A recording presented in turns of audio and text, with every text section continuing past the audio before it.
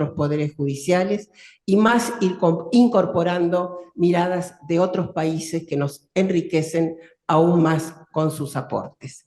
Le cedo la palabra entonces al doctor Liudger. Muy bien, gracias, doctora María del Carmen. En primer lugar, saludar a todos los presentes, en cuerpo presente, diríamos, y a quienes se encuentran por el stream de Internet, y especialmente al doctor Zamora, quien, gran amigo que nos hemos hecho a través de la academia.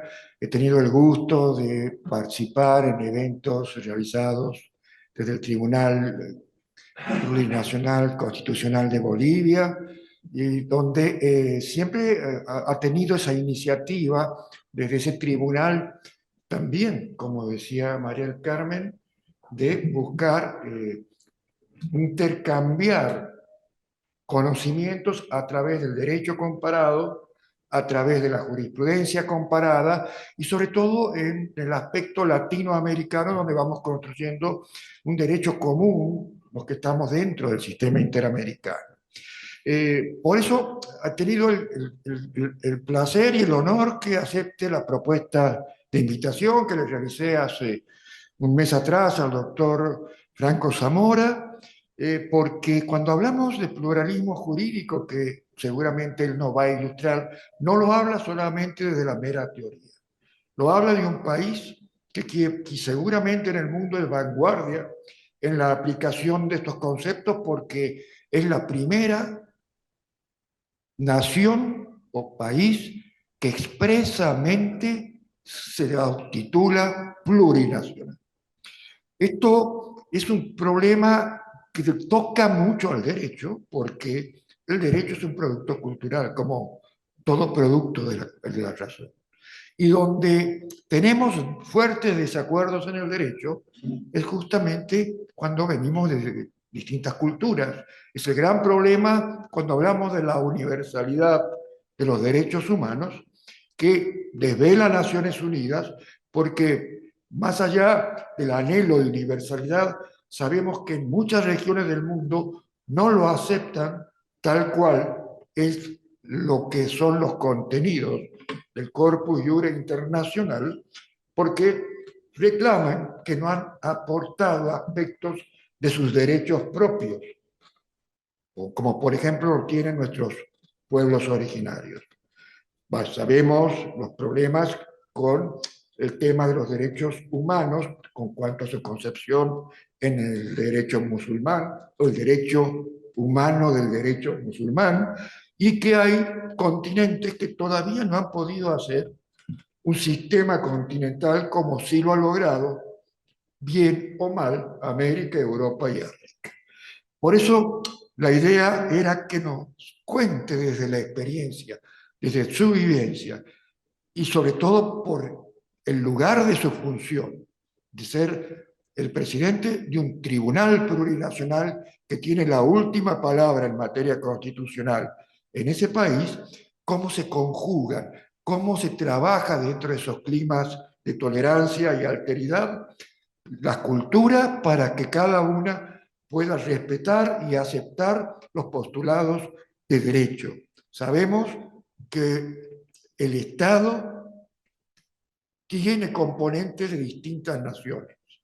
Kelsen decía que el Estado era la nación jurídicamente organizada, pero quizás tendría que haber dicho con una concepción. Si miraba a lo que era América, o naciones jurídicamente organizadas dentro de un Estado. Porque las naciones sabemos que son los distintos colectivos que desde sus aspectos culturales, que también son derechos humanos, aportan a la convivencia y a la paz. Así que no quiero demorar más porque hoy quien tiene que brindarnos sus puntos de vista y queremos escucharlos para después hacer un pequeño debate, es el profesor, y voy a tratar con el profesor porque también es un académico, más allá de su muy conocido a nivel iberoamericano, más allá de su cargo como magistrado del Tribunal Constitucional, el doctor Franco Zamora, así que no, le paso la palabra a la doctora Barrio Nuevo para que ilustre a los presentes sobre la hoja de vida, los antecedentes del doctor Franco Zamora. Muchas gracias. Muchas gracias, doctor. Y así es, le presentamos a nuestra audiencia un resumen de la hoja de vida del doctor Paul Enrique Franco Zamora. El doctor es licenciado en Derecho, Ciencias Políticas y Sociales por la Universidad Mayor, Real y Pontificia de San Francisco Javier de Chuquisaca. Posee diversos diplomados, entre ellos Educación Superior, Gestión Pública y Control Social, Justicia Penal para Adolescentes con mención en Justicia Restaurativa, Derecho Procesal Laboral, Procedimiento Laboral, es magíster en Derecho Procesal Constitucional y Derecho Constitucional. Cuenta con el grado de doctor en Derecho por la Universidad Mayor, Real y Pontificia de San Francisco Javier de Chuquisaca. Actualmente, el doctor se desempeña como presidente del Tribunal Constitucional Plurinacional de Bolivia. Adelante, doctor, tiene usted la palabra. Muchas gracias. Un fraternal saludo para todas las autoridades que están presentes en esta oportunidad. No quiero dejar pasar un cordial saludo para el buen amigo, el profesor Eduardo Lludcar, a quien admiro mucho por la entereza con la que lleva adelante no solamente su función, sino también la labor académica. Yo ya me siento parte incluso de esta familia, de la UFEJUS y de Reflejar, porque he estado presente en algunos eventos. No hace mucho el Puede Fallar del martes 13, un evento muy interesante que se desarrolla en su país a la cabeza del profesor Mario Daro. Es un privilegio para nosotros como Tribunal Constitucional Plurinacional compartir este espacio dialógico, constructivo, participativo, porque nosotros consideramos que esta cuestión que está relacionada al ejercicio del pluralismo jurídico está en construcción y pues mi país evidentemente ha tenido algunos avances con relación a todos los aspectos que hacen a la plurinacionalidad al ser un identificativo propio precisamente de nuestro modelo de Estado.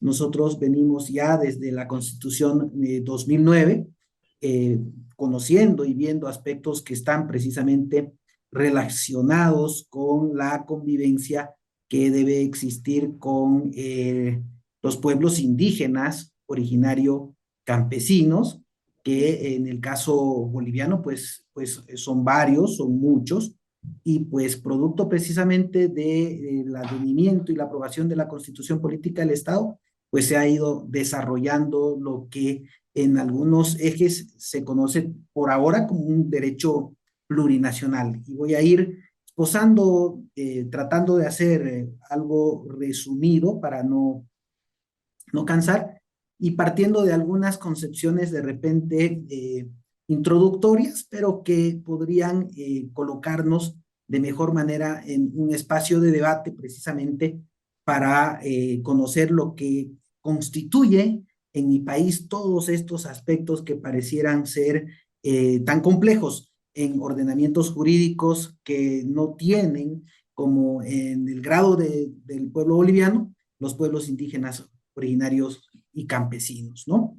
Entonces, nosotros partimos de algunas nociones básicas que están contenidos en nuestra Constitución Política del Estado, esenciales sobre las naciones y los pueblos indígenas, como lo había mencionado, y por supuesto lo plurinacional. Es una cuestión que la hemos venido trabajando hace muchísimo tiempo. Nuestro diseño, como lo mencionaba, nuestro diseño constitucional del nuevo Estado está en nuestra Constitución Política del Estado que data del 7 de febrero del año 2009. Y en esta Constitución se caracteriza la refundación de un nuevo modelo estatal que está sustentado precisamente en la plurinacionalidad, la interculturalidad y el pluralismo en sus diferentes facetas, porque nosotros tenemos un pluralismo también económico, por ejemplo, un pluralismo político, y el pluralismo jurídico, ¿no?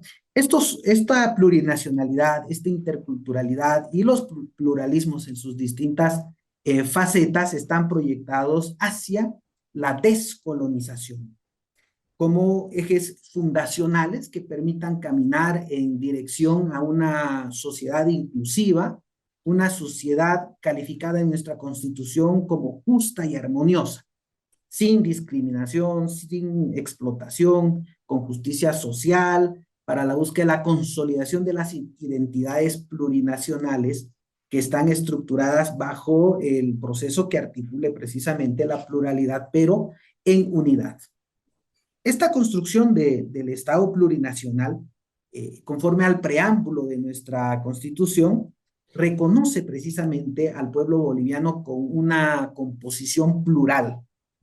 Deja atrás esa concepción estatal colonial, republicana, neoliberal, y asume un reto de construir colectivamente lo que la Constitución dice que es un Estado unitario, social, de derecho plurinacional comunitario, ¿no? Ese es el constructo.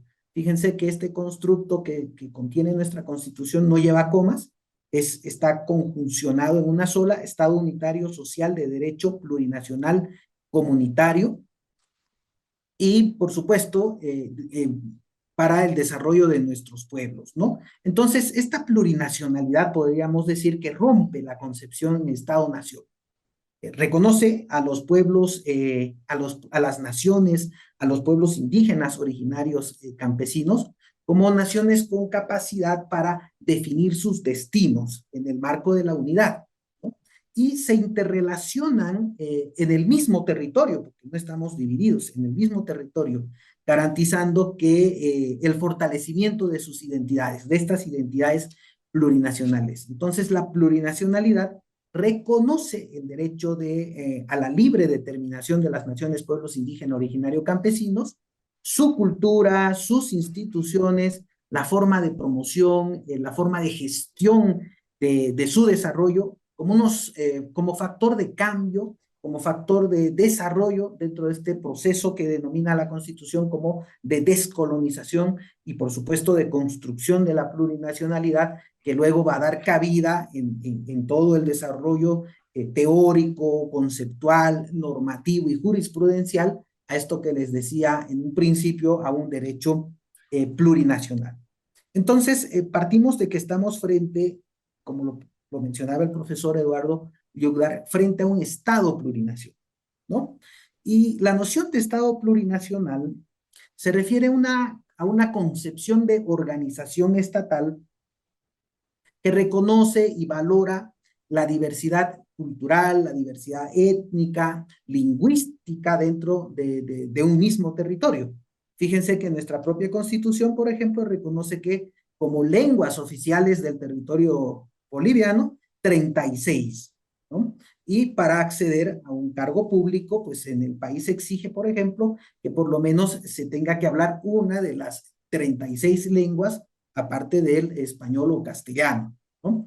Nuestro artículo primero de la Constitución, como lo mencionaba, ya define estos aspectos constitutivos de un Estado unitario social de derecho plurinacional comunitario y establece que se funda precisamente un pluralismo jurídico en la pluralidad y un pluralismo político, económico, jurídico, cultural y lingüístico, ¿no? Entonces, esta noción de Estado plurinacional tiene una significación, fíjense, muy especial por el giro epistémico, político, social y jurídico que ha representado, mostrando que en Bolivia se concibe a sí mismo y en cómo se respetan y promueven los derechos de las naciones, pueblos indígenas, originarios campesinos. Pero me agrada mucho el nombre de este módulo, el derecho, pluralismo jurídico y derechos humanos, porque es pro derechos de las naciones, pueblos indígenas, originarios, campesinos.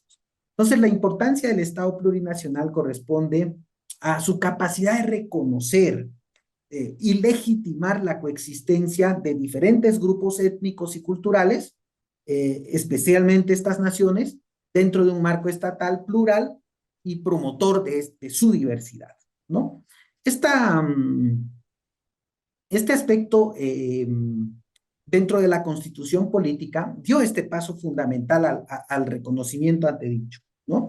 Y ha establecido igualdad de todas las culturas y las lenguas, le ha otorgado un estatus oficial y ha asegurado su acceso a la tierra y territorio, a su libre determinación, a su autogobierno, ¿no? También se ha establecido instituciones y mecanismos que garanticen la participación efectiva de las naciones y pueblos indígenas originarios campesinos en la toma de decisiones y en la vida política, ¿no? Por eso se dice, mi país, que estamos frente a un pluralismo de presencia, porque no solamente es una cuestión de índole semántica o de índole formal, sino es una cuestión material.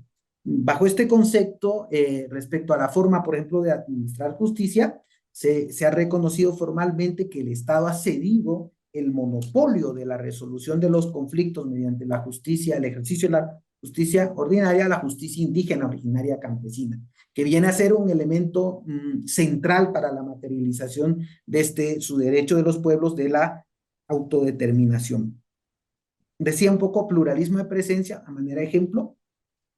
Nuestro Tribunal Constitucional Plurinacional está compuesto por 9 magistrados y nosotros tenemos, por ejemplo, uno que corresponde a la justicia indígena originaria campesina, un magistrado proveniente precisamente de la justicia indígena, ¿no? Lo propio sucede, por ejemplo, con el órgano electoral plurinacional. Por eso decimos que es un pluralismo de presencia, porque exige que, más allá de simple y llanamente hacer un reconocimiento expreso, exige y obliga a que pues estén presentes en las entidades, en las entidades estatales, como doy este par de ejemplos, ¿no?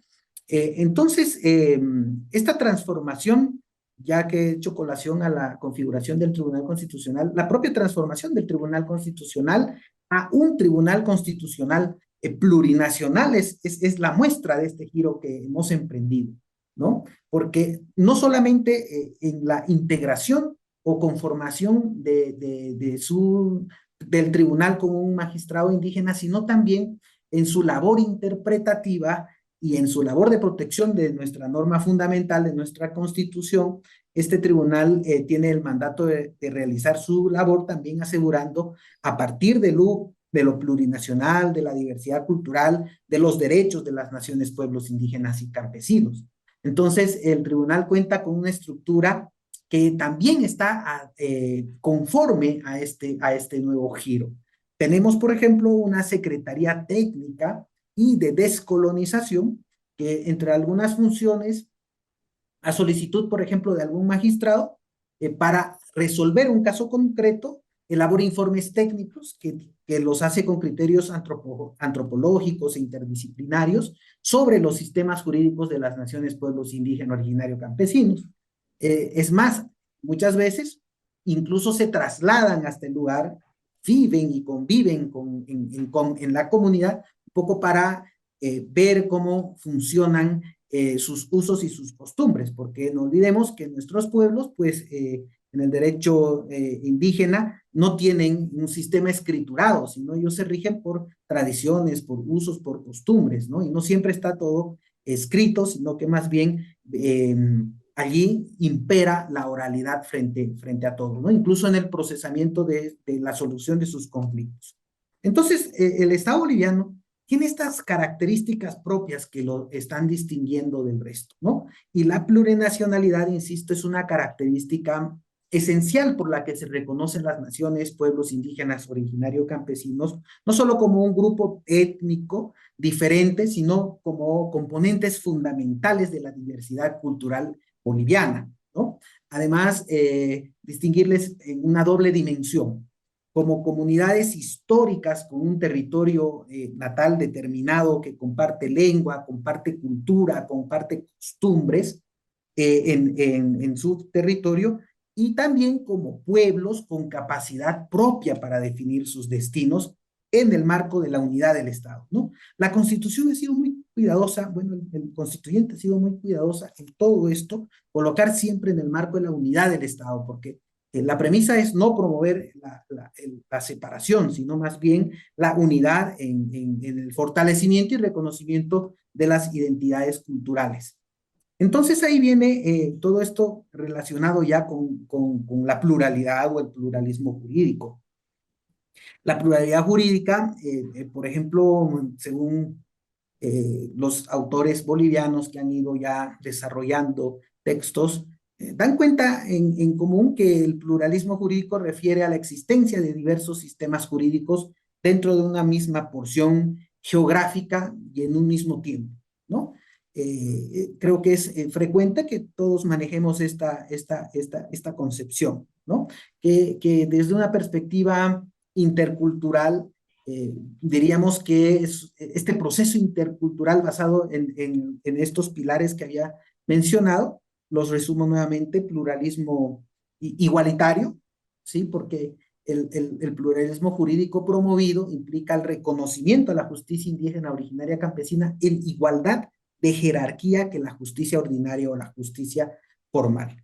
Entonces es un pluralismo igualitario, de corte igualitario. Tenemos la descolonización, la libre determinación de las naciones, pueblos indígenas originarios campesinos, la complementariedad entre todas las culturas, sin primacía de ninguna de ellas, sin sobreposición de ninguna de ellas, la materialización del vivir bien como un fin esencial del Estado, así como el Ecuador, por ejemplo, en su constitución tiene el buen vivir, nosotros tenemos el vivir bien, que es el paradigma del cual precisamente vienen desprendiéndose todos estos aspectos que están relacionados a la búsqueda de esa vida justa y armoniosa, como mencionaba también anteriormente. Entonces, el pluralismo jurídico refiere a esta existencia de diversos sistemas jurídicos en nuestra porción geográfica, y este escenario se le quita, diríamos, o se le niega al Estado el monopolio en la producción de las normas jurídicas, ¿no? Esto, ¿en qué medida, por ejemplo, se instituye hacia la igualdad jerárquica para patentizar precisamente y evitar que existan problemas o que existan mayores cuestionamientos?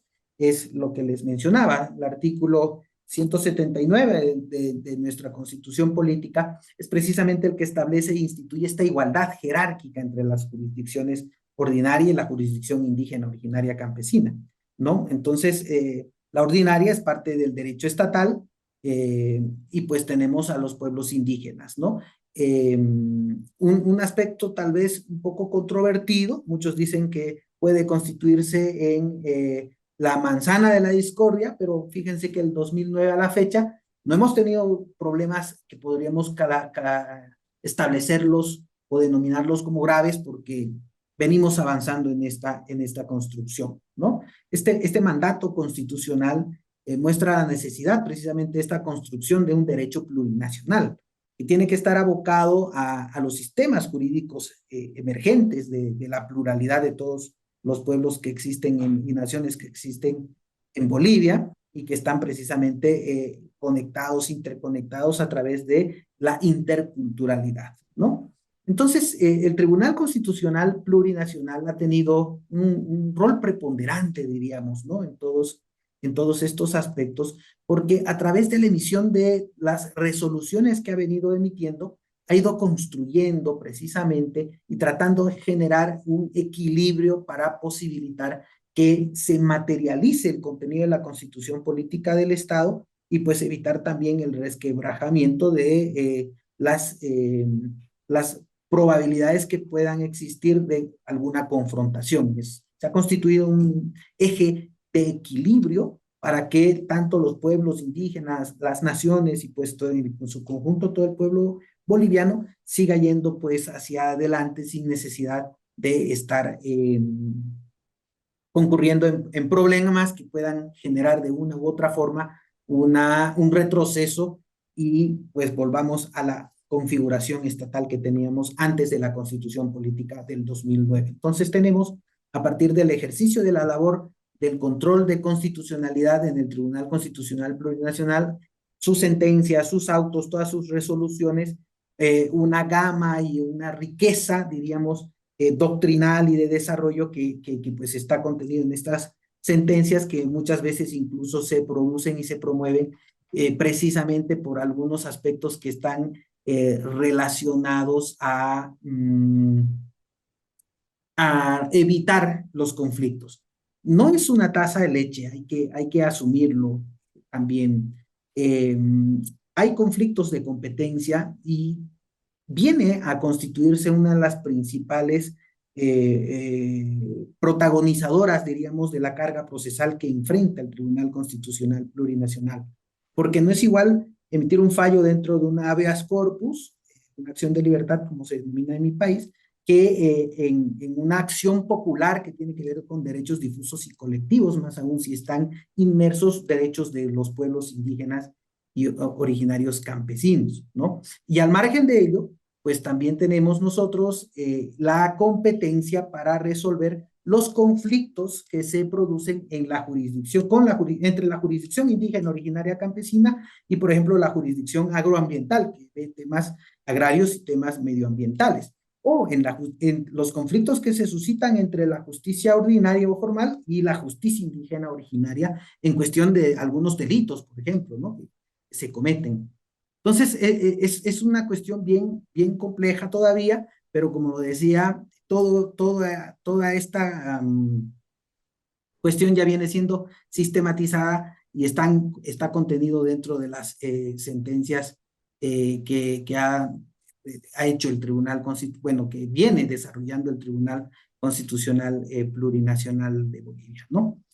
Los derechos de los pueblos, de las naciones y los pueblos indígenas originarios, campesinos, en el marco ya de esta ponderación de derechos humanos y el bloque de constitucionalidad, hemos tenido bastantes avances antes de la Constitución del 2009. Empezamos en 1994, donde se reconocía el Estado como multiétnico y pluricultural.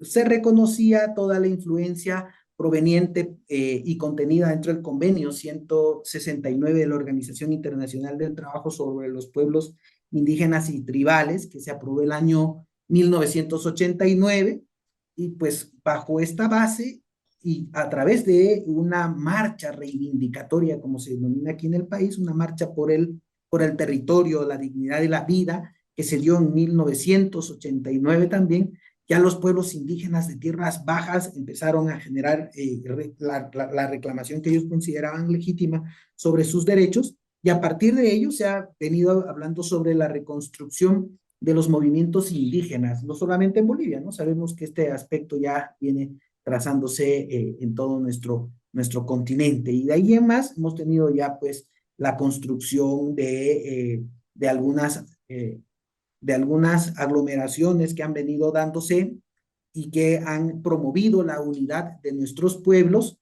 y que han dado nacimiento, por ejemplo, a lo que se denomina en mi país como el pacto de unidad, la suscripción de un pacto de unidad que conjuga precisamente a las corporaciones o a las asociaciones o a las colectividades que tienen representación de nuestros pueblos indígenas y que tiene bastante grado de influencia en las decisiones que se asumen a nivel estatal en la construcción de las políticas estatales, ¿no? Entonces, eso acaba luego con la Constitución del 2009 y pues en más lo que hemos venido ya desarrollando a partir incluso también de los insumos que nos ha concedido el Sistema Interamericano de los Derechos Humanos, todo lo que está precisamente relacionado ya al ámbito de los derechos humanos, ¿no? Ahí en el ámbito, por ejemplo, de los derechos humanos, ya ingresamos en la esfera, por ejemplo, de todas estas cuestiones que están relacionadas a su aplicación de lo que estamos llevando adelante. La forma en la que en muchos casos el tribunal genera es una pauta interpretativa para conocer estos aspectos, y esta pauta interpretativa está pues interrelacionada con la interpretación favorable, una interpretación pro persona, una interpretación pro homine, ¿no? Ya desde algunas opiniones consultivas, la 786, la opinión consultiva ya nos decía, ¿no?, que en la naturaleza de los derechos humanos se impone y obliga a interpretar los mismos extensivamente a las normas que lo consagran o amplían, ¿no? Y ahí viene también el principio de favorabilidad, de progresividad y el principio de no regresividad. Entonces, en estos casos aplicamos mucho la interpretación favorable o pro homine o pro persona en el marco del contenido también del Pacto Internacional de Derechos Civiles y Políticos, por supuesto la Convención Americana de los Derechos Humanos. Vemos todo lo que es relativo al contenido de nuestra Constitución, porque nuestra Constitución establece precisamente en 2 artículos, el artículo 13 y el artículo 256, esa obligatoriedad que existe de siempre aplicar los criterios más amplios, los criterios mucho más favorables, en favor precisamente de la persona y más aún tratándose de los pueblos indígenas originario campesinos, ¿no? Entonces, fíjense, es una cuestión súper compleja, súper interesante. Hemos iniciado precisamente un poquito para tener una introducción, podríamos decir, a todos estos aspectos que están relacionados a los derechos de las naciones y pueblos indígenas originario campesinos de mi país. Y este aspecto está bien vinculado también el principio pro homine, el principio de progresividad, que es otro principio que utiliza el Tribunal Constitucional bastante, ¿no? Establece que a través de este principio se ha establecido concretamente que la responsabilidad del Estado boliviano de no desconocer los logros y el desarrollo alcanzado en la materia de derechos humanos y pues genera muchos aspectos que están relacionados precisamente a evitar que este pleno reconocimiento que se ha dado a los pueblos no retroceda ni se retrotraiga a cuestiones que ya las hemos superado, ¿no? Ahí viene la aplicación directa e indirecta también de la justiciabilidad de los derechos humanos. Nuestra Constitución en el 109 especifica que todos los derechos que están reconocidos en nuestra Constitución son directamente aplicables y gozan de iguales garantías para su protección. Entonces, allí igual hemos aplicado de manera directa muchos aspectos que estaban relacionados precisamente a todo lo que hace al ámbito del ejercicio de la justicia indígena originaria campesina, ¿no? Y a partir de esto, de la aplicación de estos principios, del principio de pluralismo, el principio de interculturalidad, el principio pro homine, favorabilidad, el principio de progresividad, viene la regla de la aplicación, diríamos, de la interpretación intercultural al aplicar las normas del sistema ordinario, ¿no? Y occidental en los conflictos que se dan. Ejercemos y partimos de una pauta de interpretación intercultural, considerando precisamente todos estos aspectos, ¿no? El artículo 8, el artículo 9 del convenio 169, el contenido también de la Declaración de las Naciones Unidas sobre los derechos de los pueblos indígenas, donde cuando nos obliga a observar en los casos en los que existen conflictos y controversias entre los pueblos indígenas y el Estado u otras partes, siempre tratar de resolverlos con procedimientos que resulten ser equitativos, procedimientos que resulten ser justos y propiamente considerando las costumbres, las tradiciones, las normas consuetudinarias provenientes de sus propios sistemas jurídicos de estos pueblos y por supuesto también considerando las normas internacionales que versan sobre derechos humanos, ¿no? Aplicamos también las reglas de Brasilia que establecen que siempre conviene estimular las formas propias de la justicia indígena en la resolución de los conflictos que se dan dentro del ámbito de su porción geográfica, de su comunidad indígena, ¿no? Pero también propiciar la armonización de sus sistemas de administración de justicia estatal e indígena bajo el principio mutuo de respeto, ¿no? Entonces allí, fíjense, los jueces y tribunales en nuestro país están obligados a interpretar los hechos y el derecho acudiendo a estas visiones culturales de cada nación, pueblo indígena, originario, campesino, pero además bajo esta exigencia, bajo esta pauta, bajo esta interpretación intercultural, ¿no?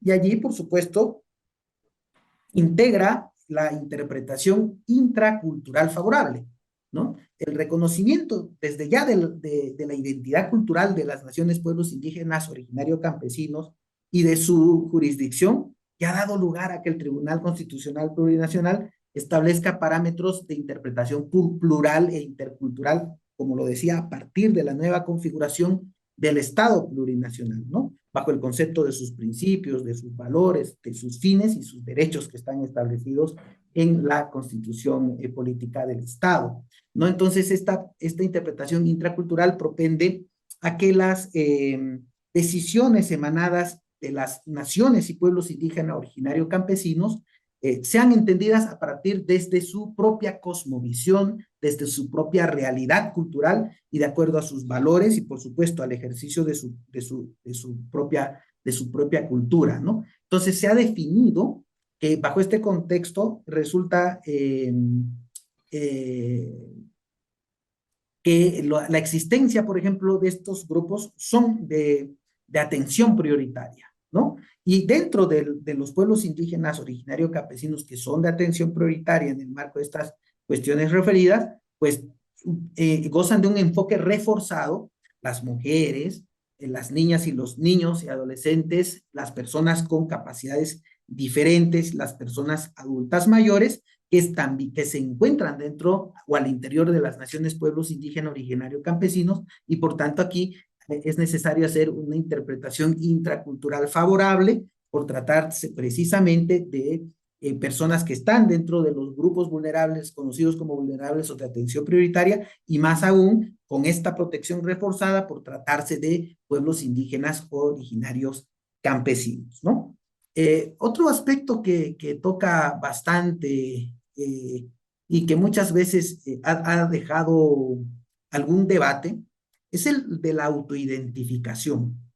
Esto de la autoidentificación resulta un poco complicado porque no existe una regla muy clara entre quién resulta ser perteneciente a un pueblo indígena originario campesino y no está lejano a que yo, que de repente tengo abuelos que son pertenecientes a una comunidad, a un pueblo, a una nación, pues me autoidentifique como parte de ellos. Entonces, este aspecto de la autoidentificación, ahora que estamos nosotros por encarar un proceso de elección de autoridades judiciales, en mi país las autoridades el Tribunal Constitucional Plurinacional, el Tribunal Supremo de Justicia, que se equipara a la Corte Suprema, el agroambiental y el Consejo de la Magistratura somos electos por voto popular. Entonces, cuando se toma en cuenta la meritocracia, por ejemplo, se le otorga 2 puntos adicionales a la persona que demuestra que ha sido autoridad indígena originaria campesina, ¿no? Y en nuestro caso ha sido muy complejo hacer las listas, por ejemplo, de las personas que van a conformar las listas. No había el número necesario de postulantes.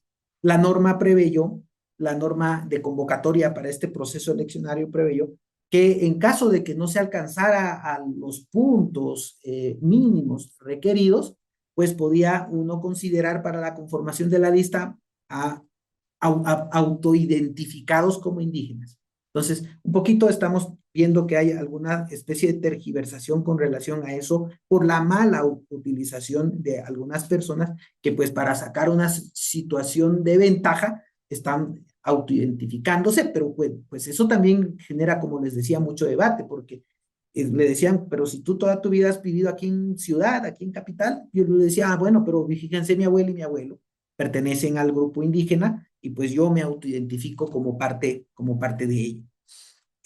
Conceptualmente nosotros, el tema de la autoidentificación de las naciones, pueblos indígenas, originarios, campesinos, establece que se puedan definir a sí mismos, ¿no? De acuerdo precisamente a su cosmovisión, a sus componentes culturales, a sus componentes históricos, que tal vez tenga que ver con el ejemplo que traigo, o a al ámbito social, ¿no? Este derecho le reconoce a cada grupo indígena que tiene una identidad única, arraigada a su historia, su territorio, lengua y tradiciones. Esto también resulta a veces comprensible porque en mi país ha habido muchos procesos migratorios, muchos procesos que han obligado a pueblos enteros que tengan que migrar de un lugar hacia otro, ¿no? Es más, de un lugar donde vivían en un lugar de altura y mucho frío hacia el oriente boliviano, donde pues es llano, es plano y hace mucha calor. Entonces, ellos que ahora viven, que han tenido hijos en otra localidad, pues no han perdido su raíz histórica. Entonces, ahí viene la importancia de la autoidentificación como un derecho y que hoy en día se patentiza y se da la posibilidad incluso de que en la cédula de identidad, DNI creo que le llaman, dentro de la cédula de identidad boliviana, pues no solamente tenga el lugar donde uno nace, sino también la posibilidad de contemplarse la autoidentificación como un componente, ¿no? Luego tenemos el derecho a la libre determinación. El derecho a la libre determinación es un principio fundamental en la construcción de nuestro Estado plurinacional, ¿no? Este derecho reconoce la capacidad de las comunidades indígenas para tomar sus decisiones de forma autónoma sobre los asuntos internos que ellos ven, sus asuntos internos, la forma de su desarrollo y podríamos decir su futuro, ¿no? En un Estado plurinacional este principio tiene amplia importancia porque precisamente a través del mismo busca reconocer la diversidad cultural y étnica dentro de las naciones, pueblos indígenas originarios, campesinos. Entonces esta libre determinación está intrínsecamente ligada al respeto de otros derechos de los pueblos indígenas, ¿no? Esta posibilidad de tomar decisiones autónomas les permite a ellos desde sus usos, sus costumbres, su cosmovisión, sin contaminación externa, tomar y diseñar, por ejemplo, la forma en la que van a llevar adelante toda su manejo económico, ¿no? Y también en lo relativo, por ejemplo, al derecho a la tierra, a los recursos naturales, la preservación de su patrimonio cultural, su capacidad económica, su desarrollo social. Entonces, es un concepto también importante, ¿no? Dentro de la configuración que le da nuestra constitución política del Estado. Y ahí, bueno, partimos de un concepto genérico, nación, pueblo indígena, originario, campesino, y bueno, ahora, ¿dónde se desarrolla todo lo que se le reconoce como normas y en el marco del pluralismo jurídico? Pues precisamente en la jurisdicción indígena originaria campesina, ¿no? GIOC, como decimos nosotros para abreviarlo un poco. La jurisdicción indígena originaria campesina, entonces tiene como componente central su derecho de libre determinación, ¿no? La capacidad de las naciones, pueblos indígenas originarios campesinas para preservar y fortalecer sus sistemas de impartición de justicia es una parte esencial de este derecho de autodeterminación y acceso a la justicia de acuerdo a nuestra Constitución, al Convenio 169 y por supuesto el bloque de constitucionalidad, ¿no? Estos aspectos han promovido dentro de la jurisdicción indígena originaria campesina, siempre nosotros lo manejamos de esa forma, de que ha generado la transformación del monismo jurídico al pluralismo jurídico, ¿no? Que este es un proceso que refleja un cambio fundamental en la percepción y aplicación de sistemas legales en sociedades diversas, especialmente en contextos como el de mi país, ¿no? Hemos dejado atrás el monismo y pues ahora nosotros pregonamos y llevamos y sustentamos su evolución hacia el pluralismo jurídico a través de todos estos aspectos que les he ido relatando, ¿no? Entonces, nosotros tenemos ahí nuestros pueblos indígenas, nuestro pluralismo jurídico, el reconocimiento de sus sistemas de justicia con profundas raíces históricas, culturales, la identidad, todo hacia una cohesión comunitaria, como diríamos, ¿no? Entonces ahí ya viene la transformación que hemos venido desarrollando y esta transformación pues ha generado precisamente que todos estos aspectos se patenticen en la jurisdicción indígena originaria campesina. Esta jurisdicción indígena originaria campesina tiene que está reconocido en la Constitución, tiene un desarrollo normativo que se trasunta en una ley. Se llama la Ley de Deslinde Jurisdiccional viene de ser un componente fundamental para la administración de justicia de las naciones y pueblos indígenas originarios campesinos en el país, porque en el marco precisamente de este reconocimiento de Estado plurinacional, esta ley tiene como objetivo establecer los límites, establecer las fronteras, si vale el término, entre los sistemas de justicia indígena y el sistema de justicia ordinario.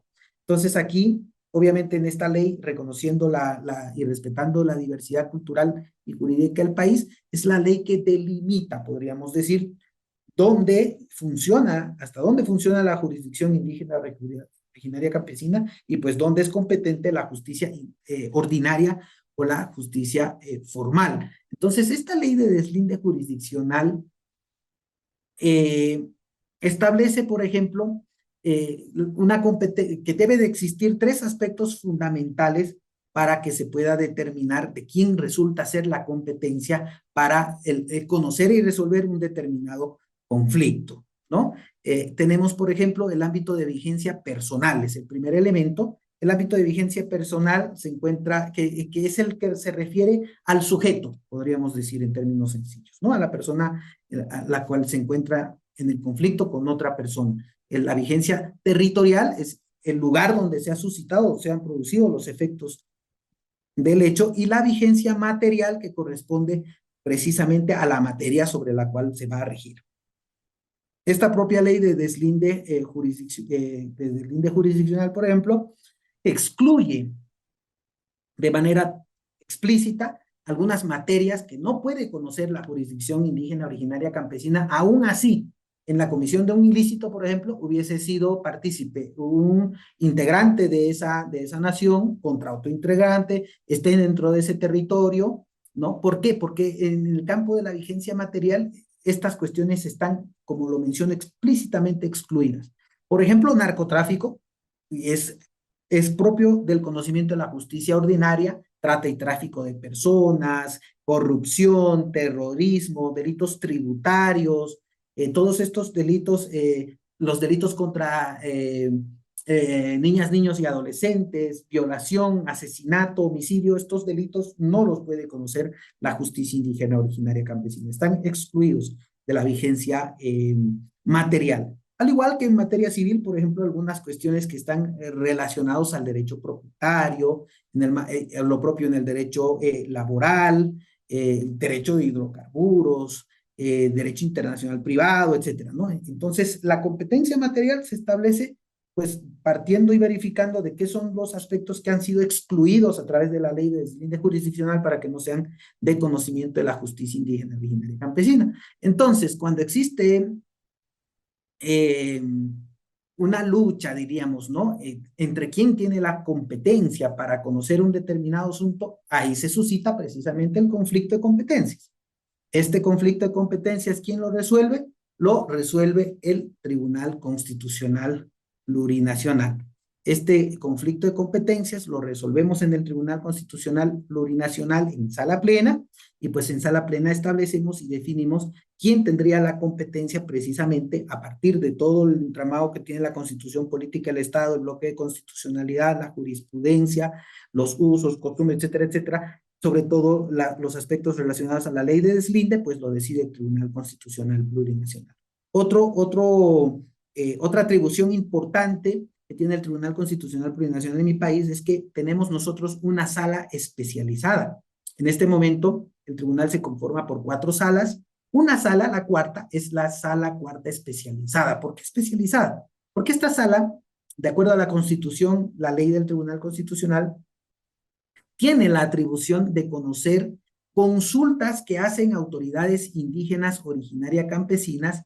Antes, las autoridades de estos pueblos hacen la consulta cuando consideran que la aplicación de una de sus normas o una sanción puede contravenir la Constitución Política del Estado. Antes de proceder a la ejecución, pues le consultan al Tribunal Constitucional en esta sala si esta norma es conducente con el contenido de la Constitución Política del Estado y el bloque de constitucionalidad, o pues de una u otra forma está más bien en contra de la misma.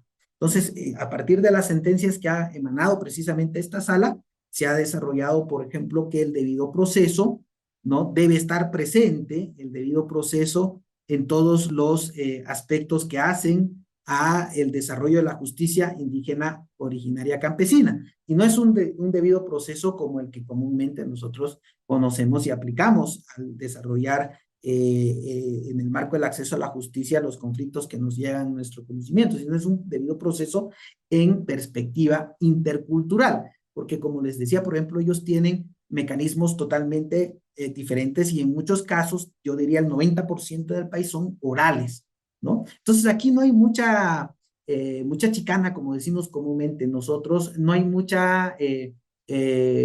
incidente, no hay excepciones, ¿no? Sino que se escucha y pues se resuelve. Entonces este debido proceso debe llevarse adelante a través de este debido proceso en perspectiva precisamente intercultural, ¿no? Entonces, esta sala, como les mencionaba, esta sala del Tribunal Constitucional, pues emite un fallo que es vinculante para la autoridad que ha sido consultante, y cuando la autoridad conoce, pues recién aplica o inaplica el uso o costumbre. Era muy común, por ejemplo, y creo que en Colombia hemos tenido los casos más conocidos como los fuetazos, los latigazos o chicotazos que podríamos denominar, que pues teníamos algunos casos en nuestro país donde algunas sanciones precisamente estaban fundadas en que si se encontrase como partícipe en un supuesto ilícito o una cuestión que atentaba a la moral de la comunidad, pues se impartían 50 chicotazos, ¿no? Entonces el tribunal ha definido que, bueno, eso atenta a la integridad física, corporal, puede generar una afectación grave, incluso en la salud de la persona, y pues esa aplicación debería ser sustituida por otras sanciones que ellos contemplan y que reconocen dentro del marco de sus usos y costumbres, como el trabajo comunitario, como cuestiones de esas características, ¿no? Era muy frecuente el destierro también, los expulsaban totalmente sin derecho absolutamente a nada, y eso también ha sido de una u otra forma regulado, ¿no? Entonces, ahí, como ustedes podrán observar, los elementos más trascendentales en este aspecto es el componente de la plurinacionalidad y es este componente de la interculturalidad, ¿no? Son los elementos a través de los cuales todo este tiempo hemos ido y venido desarrollando todo lo relativo a el derecho que venimos construyendo como un derecho plurinacional. Obviamente hemos tenido muchas dificultades, hay que admitir, no es una tarea sencilla esta de desarrollar estos aspectos desde ya complejos, desde ya inusuales, podríamos decir, pero desde el 2009 a la fecha creo que hemos avanzado como país bastante, y desde allí tenemos también alguna posibilidad y probabilidad de poder compartir estos avances y pues en esa medida fortalecerlos a través de estos procesos dinámicos de diálogo y de intercambio y de debate que se puedan generar a través precisamente de la experiencia y del derecho comparado, ¿no? Nosotros somos conscientes que todavía seguimos en construcción, porque no hemos terminado de conocer hasta ahora todos los sistemas jurídicos existentes dentro de nuestros pueblos, naciones indígenas originarios campesinos, porque no todos los conflictos tienen valga la redundancia, un conflicto de competencias que haya llegado hasta el Tribunal Constitucional Plurinacional para conocerlo. En muchos casos, los pueblos optan para no acudir absolutamente en nada, ni a la justicia ordinaria, ni al Tribunal Constitucional. Están tratando de resolverlos ellos mismos porque encuentran que y consideran que acudir a los tribunales de justicia por estos factores puede de alguna manera contaminar el devenir del desarrollo normativo que ellos tienen, de sus usos y de sus costumbres, y pues también están tratando de evitar, ¿no? Además que obviamente, no sé si sucede también en su país, pero en mi país hay una desconfianza en el sistema de justicia, y pues los pueblos indígenas prefieren confiar en la forma en la que ellos resuelven sus problemas y sus conflictos. Entonces, no conocemos en la totalidad sus sistemas. Hay investigaciones importantes, por supuesto, pero muchas veces estas no son patentizadas en libros, en investigaciones, porque como bien lo decía, en la mayoría de los casos ellos no tienen derecho escriturado, siguen manejándose a través de los usos, de las costumbres, de la transmisión del conocimiento de generación en generación, y pues nosotros como Tribunal Constitucional Plurinacional de Bolivia, en la medida de las posibilidades y aplicando estas pautas a las que he hecho referencia y partiendo también de los criterios que nos ha vertido el sistema interamericano de derechos humanos, el sistema universal de derechos humanos, pues hemos tratado también de generar ese equilibrio que impida que en algún momento tengamos un quiebre y pues se promueva esa ruptura entre todas las naciones que tenemos reconocidas constitucionalmente. Como lo mencioné, la meta siempre va a ser llegar a consolidar este paradigma que trae la Constitución Política del 2009, que es nuestro paradigma de vivir bien, y en esa tarea pues hemos estado avanzando. Yo no quiero extenderme mucho porque seguramente va a haber muchas dudas, mucha generación de ideas, de debate, de consulta, y pues yo pasaría de repente a establecer una línea de diálogo que nos permita de repente despejar algunas dudas en esto que sí, en mi país se considera complejo, me imagino que para otros países pues debe resultar mucho, mucho más, ¿no? Pero yo quería compartir con ustedes de manera genérica y particular por la amplitud de la temática. He tratado de resumirlo lo más que he podido, pero precisamente un poquito para compartir con ustedes cómo viene funcionando en mi país esto del pluralismo jurídico y la jurisdicción indígena originaria campesina.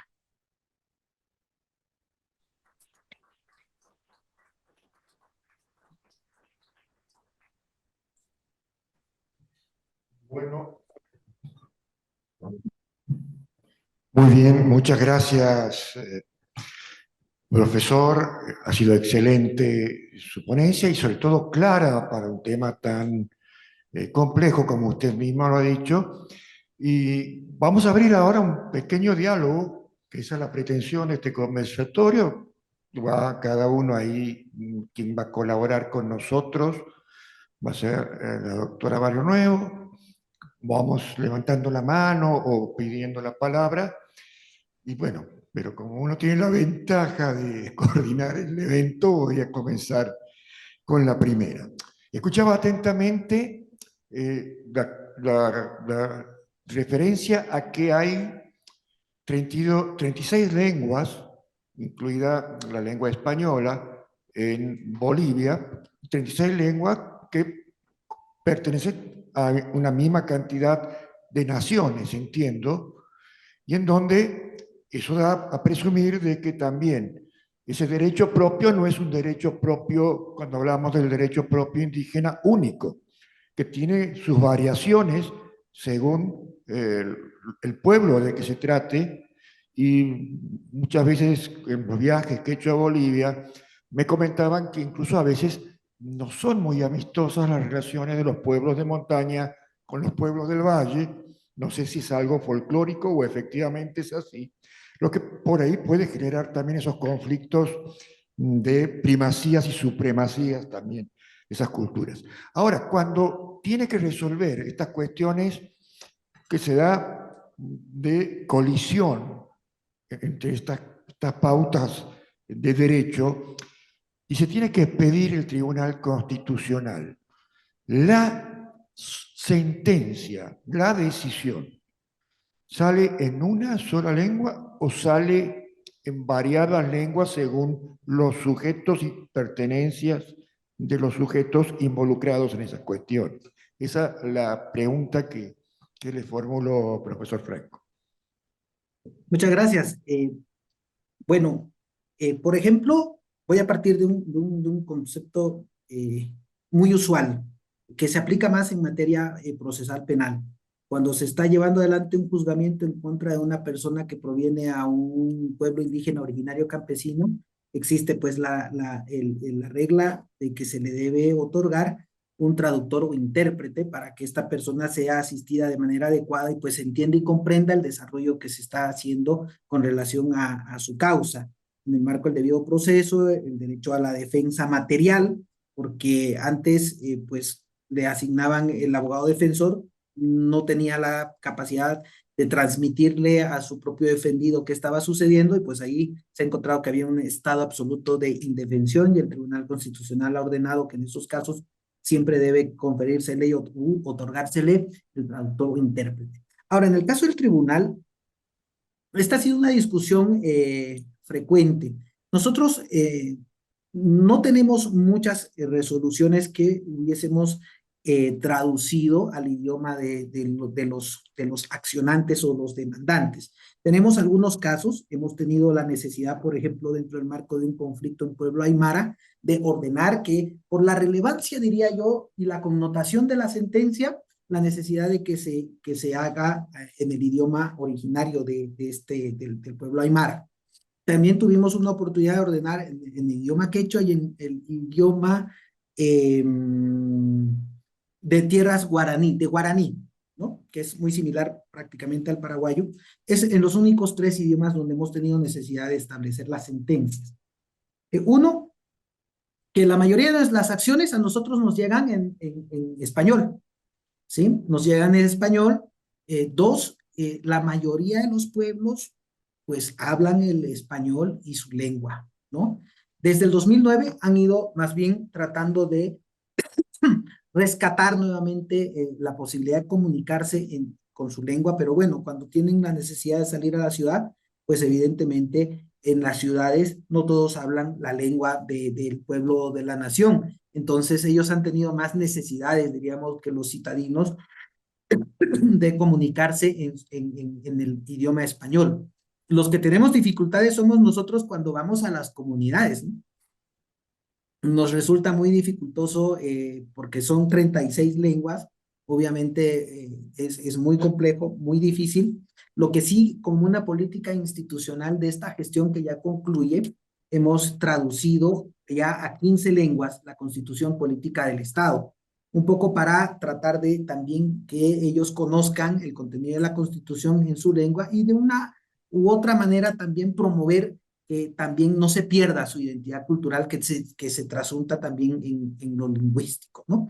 Entonces, nosotros sí tenemos en esta secretaría técnica que mencionaba, tenemos, por ejemplo, personas que son provenientes, diríamos, de las 3 culturas más grandes que hay en el país, de las 3 naciones. De la nación Aymara, que es la zona alta de la ciudad de La Paz, que creo que a muchos la conocen por el tema futbolístico incluso. Tenemos de los valles, ¿no? Donde mayormente se habla quechua, y por supuesto en tierras bajas, como decimos nosotros, ¿no? Entonces estas personas son ex autoridades indígenas, ex comunarios, y que pues son antropólogos, son sociólogos, son abogados, y pues que ellos nos brindan un asesoramiento que nos aproxime mucho más a la realidad de los pueblos. Y por supuesto, en esta Secretaría Técnica tenemos traductores, personas que hablan ese idioma. Entonces, a través de eso, pues nosotros podemos de una u otra forma entender y comprender mejor la conflictividad. Buenas tardes, pues, saludos a la mesa y al profesor, muy amable por su ponencia, profesor, muy esclarecedor y muy importante para nosotros, así que estamos muy contentos con su intervención. Muchas gracias. Simplemente una pregunta en relación al comentario que hizo el colega, que decía que se deben aceptar las costumbres de los pueblos indígenas y es un derecho en la medida que no se cometan ilícitos, decía, ¿no? Entonces le preguntaba, yo soy profesor de Derecho Penal y me gusta mucho el tema este de de la interculturalidad y la importancia que tiene también para el derecho penal, ¿no? Cuando una costumbre que puede resultar ilícita necesariamente tiene que ser castigada. ¿Cuándo se puede castigar y cuándo se puede aceptar esa como una excusa para esa cultura que tiene una visión, una forma de ver las cosas diferente? ¿Cuáles son los límites de a esa permisión, digamos? ¿Sí? En definitiva, la pregunta es, ¿las costumbres que sobre la base de ese comentario que había en el chat pueden resultar ilícitas para una determinada sociedad que respecto a ese sector, a esa cultura indígena, puede resultar un delito? ¿Ese delito es excusable y en qué casos? Si hay casos en los que es posible la excusa y hay casos en los que esa excusa no es posible, ¿no? Por ejemplo, pienso en el error de prohibición, pero bueno, no quería entrar en detalles de derecho penal, pero sí para usted, si tiene alguna opinión al respecto sobre ese tema que a mí me resulta muy bonito y muy entretenido estudiar. Muchas gracias, le agradezco mucho la conferencia y estoy muy contento de haberlo conocido, que sea por este medio. Muchas gracias, el gusto es para mí, profesor. Es complicado, muy complejo. El tribunal ha tratado de no inmiscuirse mucho en este aspecto. Como tribunal constitucional estoy haciendo la referencia, ¿no? Pero por supuesto, ya en el marco de la justicia formal, la justicia ordinaria y sobre todo lo que hace al ámbito de la justicia penal, sí existen en nuestro ordenamiento jurídico estas reglas de exclusión para el tratamiento de algunas cuestiones que están relacionadas al ámbito de los ilícitos que pudiesen cometer los indígenas originarios campesinos, ¿no? Pero esta regla básicamente parte un poco desde el punto de vista del desconocimiento de la existencia del ilícito, cuando el mismo en su pueblo, nación indígena, pues no se considera como contrario a las normativas, ¿no? Pero ha sido muy complicado, ¿no? Es muy complejo. Nosotros estamos, yo creo todavía, cuando les decía, en una labor de conocimiento, yo categorizaría así. Estamos en una labor de conocimiento porque estamos aprendiendo de ellos y estamos conociendo recién lo que habían tenido como riqueza normativa, jurídica, de forma de solución de sus conflictos o de sus controversias. Y también estamos en una labor de recién poder percibir algunas cuestiones que entran en un grado de colisión de repente que no resultó advertible cuando se redactó la Constitución Política del 2009, ¿no? A manera de ejemplo, les voy a comentar, por ejemplo, en las tierras guaraníes, los que son capitanes, se les denomina así, o autoridades, o algunos guaraníes, pues ellos pueden tener 5 mujeres, ¿no? Hasta podrían estar casados formalmente, diríamos, ¿no? Casados con una, pero la cultura a ellos les permite que pueden tener hasta 5 mujeres, o hasta donde alcance la capacidad de manutención. Obviamente, en el ámbito formal, nosotros diríamos bigamia, ¿no? Y castigaríamos a una persona que se ha casado más de 2 veces, más de una vez. Pero culturalmente ellos no han tenido mayores inconvenientes y pues no hemos conocido, particularmente yo no he podido conocer qué aspectos legales se han generado con relación a este aspecto, ¿no? Lo que sí nos ha preocupado bastante es que en algunos casos, por ejemplo, se permiten las relaciones conyugales con menores de edad, con mujeres que tienen 16 años, que no han cumplido la mayoría de edad. En mi país la mayoría de edad es 18 años.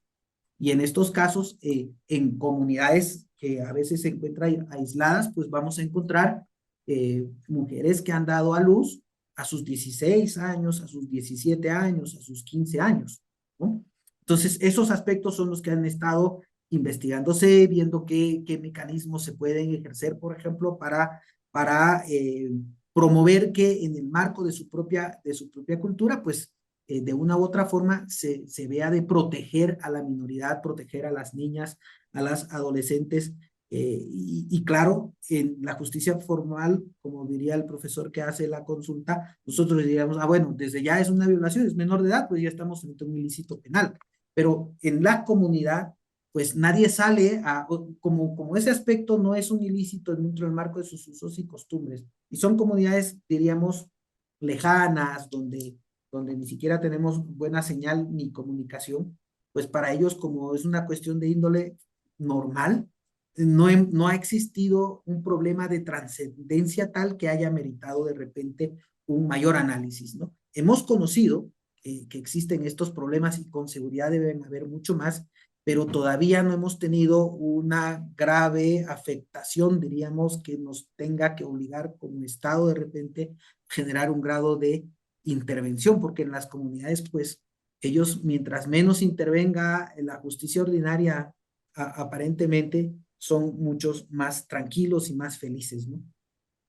Buenas tardes, profesor. Yo soy Daniel Olivares Yapur, de la provincia de San Juan. Yo soy juez de la Corte de un estado provincial de Argentina. Nosotros, si bien no tenemos la problemática de tener una nación indígena, pero en mi país comulgan muchísimas sociedades aborígenes y es un tema interesantísimo, así que le agradezco muchísimo su excelente conferencia. A mí me surgieron algunas dudas, algunas de las cuales usted ya ha evacuado con las consultas anteriores, de manera que yo tenía la inquietud de saber cuál es el alcance de cobertura que le da la Constitución Política de Bolivia, ¿no es cierto?, o el reconocimiento que hace al derecho, específicamente al derecho indígena, cuando alguno de sus componentes invoca que ya ha sido juzgado conforme a sus normas. También quería preguntarle si esas consultas que usted mencionó al Superior Tribunal de Justicia, ellos la toman como vinculante o simplemente son sugerencias referidas a cuestiones jurídicas, ¿no? Finalmente quería preguntarle, pues yo también soy profesor de Derecho Procesal, si cuando se produce un conflicto de competencia es competencia, para dilucidarlo, es competencia originaria del Superior Tribunal de Justicia o de algunas de las cortes de los estados, o quién es el competente para dilucidar algún conflicto de competencia entre el derecho indígena y el derecho formal. Gracias. Muchas gracias. Bueno, los conflictos, voy a empezar por la última porque me ayuda a aterrizar, porque es bien interesante la pregunta, las preguntas, y le agradezco por eso, profesor. Todos los conflictos que se suscitan entre la jurisdicción formal, diríamos así, la justicia ordinaria, con la indígena originaria campesina, los resuelve por mandato de la Constitución y de la ley del Tribunal Constitucional, el Tribunal Constitucional Plurinacional.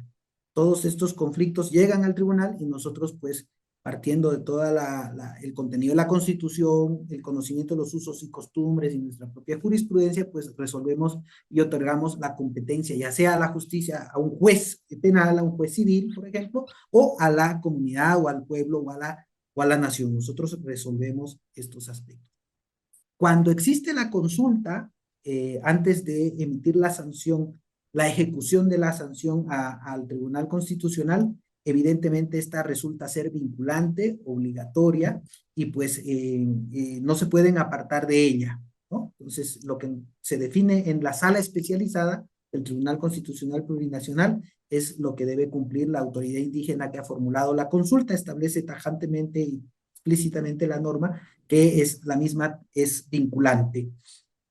Y la regla del doble procesamiento, la construcción que existe con relación al debido proceso intercultural, establece que, bueno, el debido proceso está, como bien conocemos, conformado por distintos elementos constitutivos, entre ellos el derecho a la defensa, ¿no? Todo, y está allí el non bis in idem, la prohibición del doble procesamiento, ¿no? Pero para que rija materialmente el non bis in idem, o la regla de no generar un doble procesamiento ni una doble sanción, hay que con carácter previo establecer e identificar si el proceso que se ha llevado adelante en contra de una persona en su pueblo, en su nación, en su comunidad, el hecho no está contemplado para el conocimiento de la justicia ordinaria. Porque si recuerdan, mencionaba que la ley de deslinde jurisdiccional ha excluido de la competencia de la justicia indígena originaria, por ejemplo, en materia de delitos, el narcotráfico. Entonces, si alguien viene a la justicia ordinaria y plantea una excepción de cosa juzgada porque cuenta con una resolución que en su pueblo, en su comunidad o en su nación lo absolvía por el delito de narcotráfico, pues comprenderemos que la misma no resulta ser válida, porque el delito de narcotráfico no es competencia de la jurisdicción indígena, sino de la justicia ordinaria, ¿sí? Mucho se ha tratado, por ejemplo, en esta cuestión de evadir la responsabilidad penal. Muchas personas tratan de irse a la jurisdicción indígena originaria campesina y ser sometidos a su juzgamiento allí, porque saben que pues allí mayormente no hay cárcel.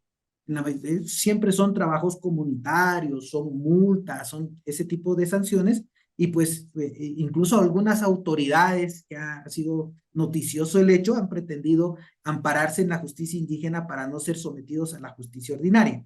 Esa cuestión se ve como una suerte de búsqueda de impunidad y pues no resultan válidas estas cuestiones cuando el hecho que ha suscitado es, de acuerdo al contenido de la ley de deslinde jurisdiccional, es competencia de la ordinaria.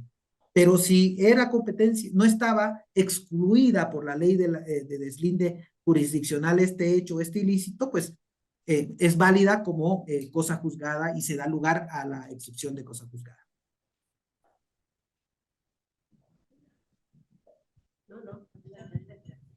Una última pregunta, tal vez. Bueno, le agradezco al doctor y al conversatorio. No sé si es una pregunta práctica o un poco retórica, pero me pregunto, en base a lo que usted manifestó, ¿hasta qué punto podemos entonces hablar de autodeterminación de los pueblos si la instancia revisora de aquello, e incluso de aquellos actos que sí están dentro de la jurisdicción, está en un tribunal del cual ellos no son parte? No sé si me explico en la pregunta. Sí, claro. Sí, comprendo.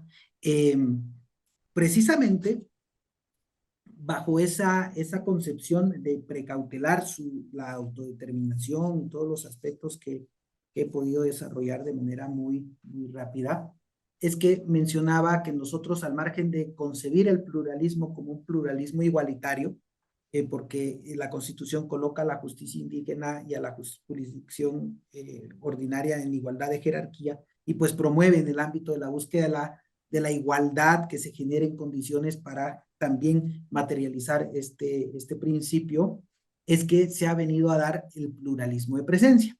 El Tribunal Constitucional Plurinacional, les mencionaba, tiene magistrado que proviene de la justicia indígena originaria campesina. Entonces ellos están con una representación en el Tribunal Constitucional Plurinacional, y lo mismo sucede. Esto ha sido Tienen una progresivo. Representación. Sí, correcto. Una Nosotros representación tenemos un constitucional. magistrado, nosotros tenemos un magistrado que ha sido autoridad indígena originaria campesina, es indígena originario y pues conforma una de las salas y ha sido el anterior presidente del Tribunal Constitucional Plurinacional. Lo mismo sucede con otras instancias. Obviamente este aspecto es progresivo, ¿no? No tenemos, por ejemplo, presencia en el Tribunal Supremo de Justicia en este momento de una autoridad indígena, pero sí en el Tribunal Constitucional Plurinacional ellos tienen la representación a partir de una magistratura. Nosotros provenimos del voto popular y es muy posible que en estas futuras elecciones que se van a dar el 1 de diciembre se elige en mi país a todas las máximas autoridades del sistema de justicia. Es muy posible que pues llegue también otras personas que sean provenientes de los sistemas indígenas originarios campesinos, porque como les mencionaba, por ejemplo, en la calificación de meritocracia, los doctorados no son accesibles para personas que forman parte de los pueblos indígenas. Para compensar un poco ese aspecto, es que se ha definido que quien acredita haber sido autoridad indígena originaria campesina, pues tiene un puntaje también que se le reconoce, un poco para generar esa igualdad entre quienes puedan llegar a los tribunales, ¿no? Entonces, hay un pluralismo de presencia. Y por supuesto, al momento de resolver, es obligación de las autoridades que conformamos el Tribunal Constitucional, pues hacerlo siempre tratando de no generar que se destruya la identidad cultural ni nada de lo que pueda poner en peligro o generar una posible riesgo de extinción o lo que fuera, o menoscabo de su cultura del pueblo indígena. Yo sé que es un tema muy complejo y muy complicado, pero pues tratamos precisamente de evitarlo a través del desarrollo de las reglas y de los principios que se han ido dando en el marco de la interpretación intercultural. Gracias. Muchas gracias, doctor. Tenemos una pregunta más en el chat que la hace María Luisa y dice, ¿hasta qué punto se podría integrar a estas personas indígenas realizando una traducción de la Constitución a su lengua nativa para que ellos conozcan sus derechos?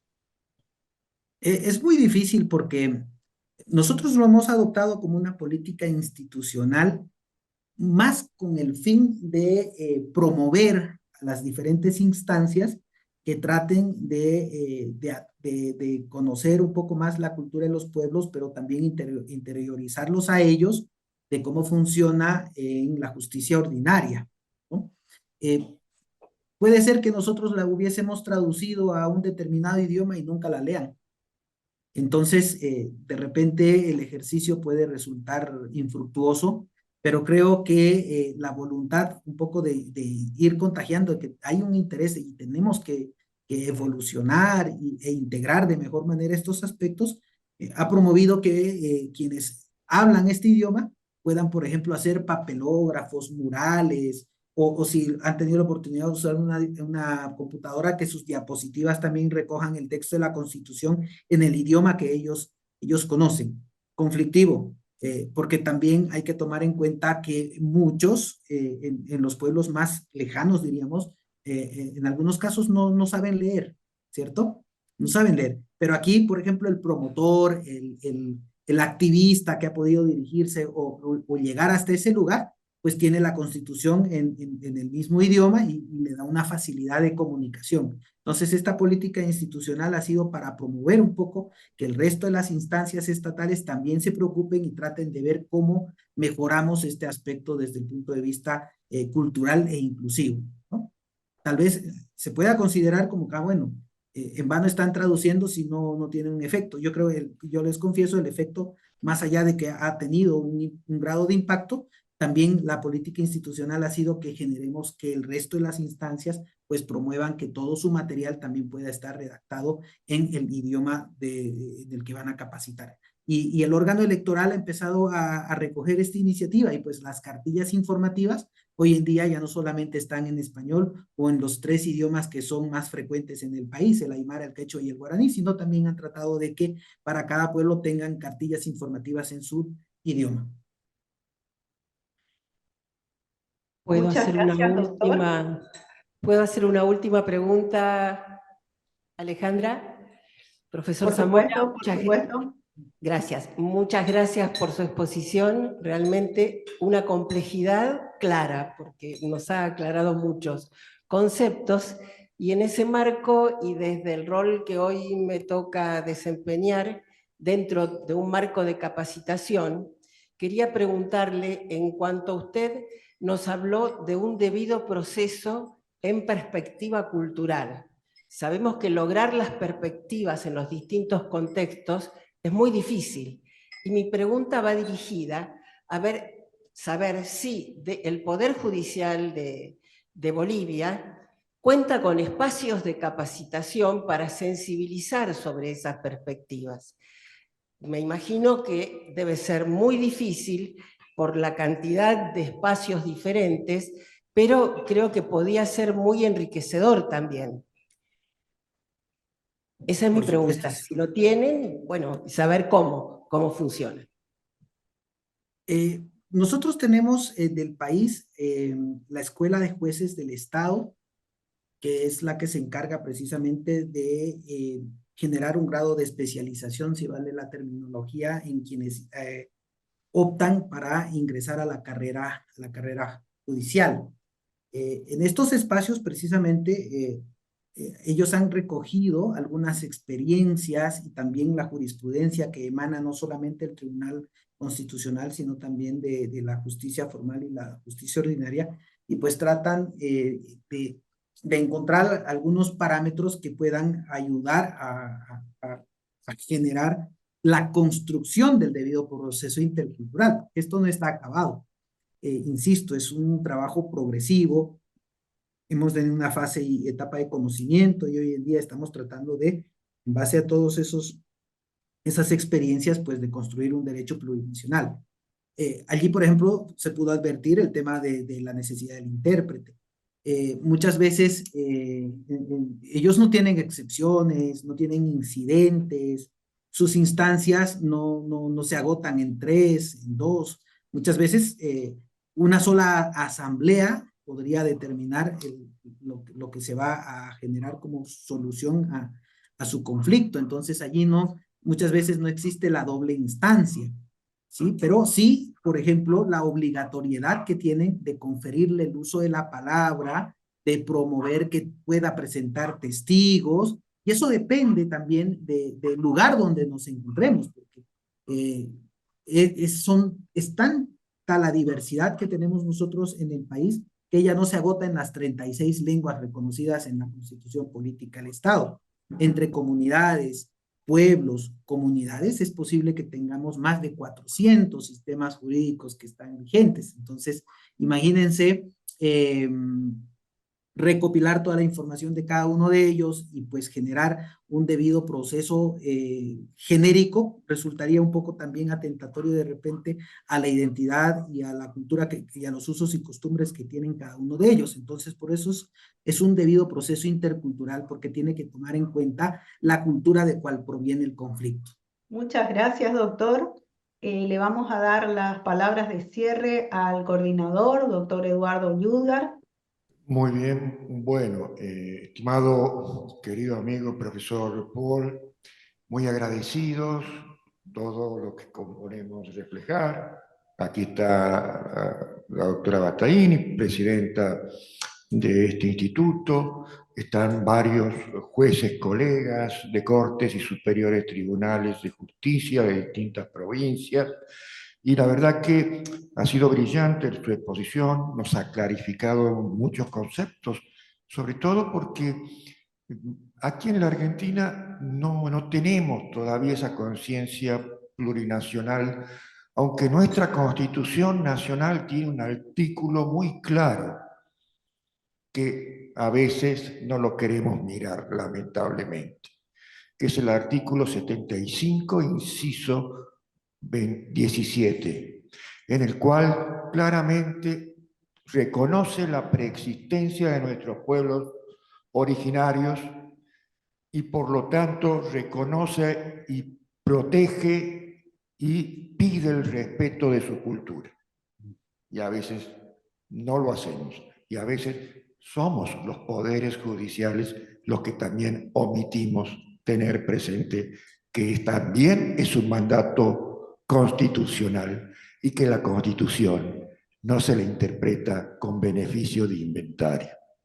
Así que muy agradecido y esperamos molestarlo en otras oportunidades para seguir hablando de estas cuestiones tan importantes y que hacen a los derechos humanos. Antes de terminar, agradezco al profesor Franco, agradezco también a nuestros anfitriones de la Corte Suprema de Jujuy. Hemos tenido también, no solamente en el auditorio, quienes han escuchado esta conferencia desde la República Argentina, sino desde Guyana, Venezuela, Perú, México, El Salvador y otros países. Así que estamos muy conformes y vamos adelantando que el mes de septiembre haremos otra propuesta para seguir con estos intercambios y conversatorios. Así que no nos queda más que despedirnos y agradecer a todos la presencia la tarde de hoy. Muchas gracias. Gracias. Felicitaciones por la iniciativa.